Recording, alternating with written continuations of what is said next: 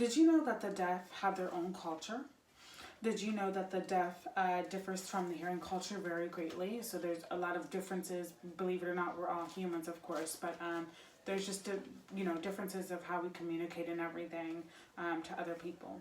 Hi guys, my name is Nakayla, and today I'm going to be running some points by you about the deaf culture in signing.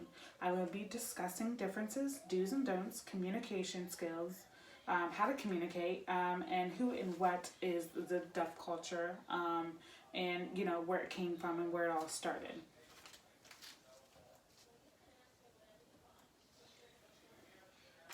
Who and what is the deaf culture? The deaf is a set of social beliefs, behaviors, art, literary traditions, values, and shared institutions of communities that are influenced by deafness.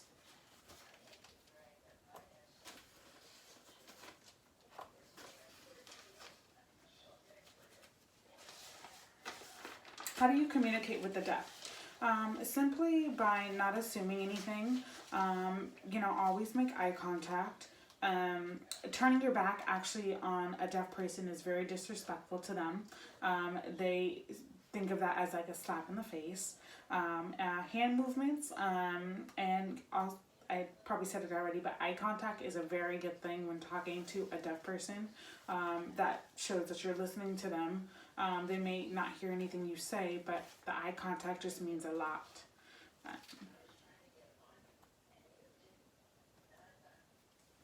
Some facts about the deaf culture are two movements of the same hand shape can mean something different, totally different.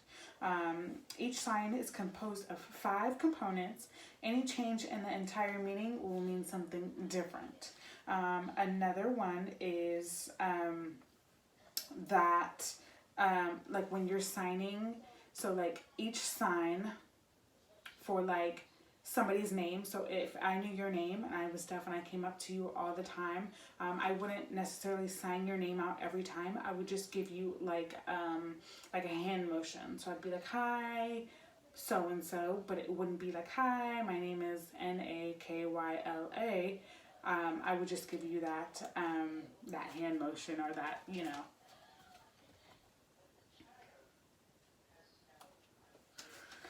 Some causes of deafness are missing part of the ear.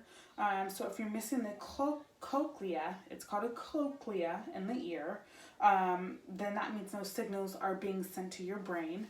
And so that is a cause of hearing loss. Another one is genetics, so it can be passed down from your parents. If you're, obviously if your mom and dad had it, then you're more prone to get it. Ancestors, or, if it's passed down, then you might have a little. For me, I do have a little bit of hearing loss in my right ear. And so do some of my family members. So it was kind of passed down to me.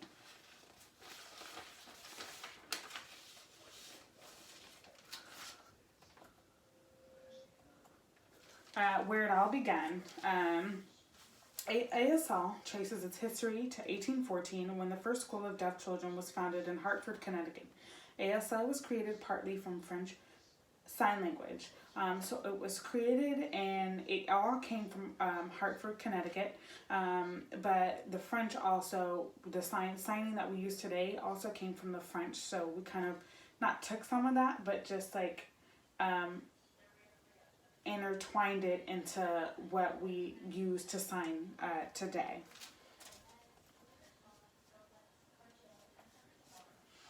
Thomas Hopkins Gallaudet opened the first deaf school in 1814.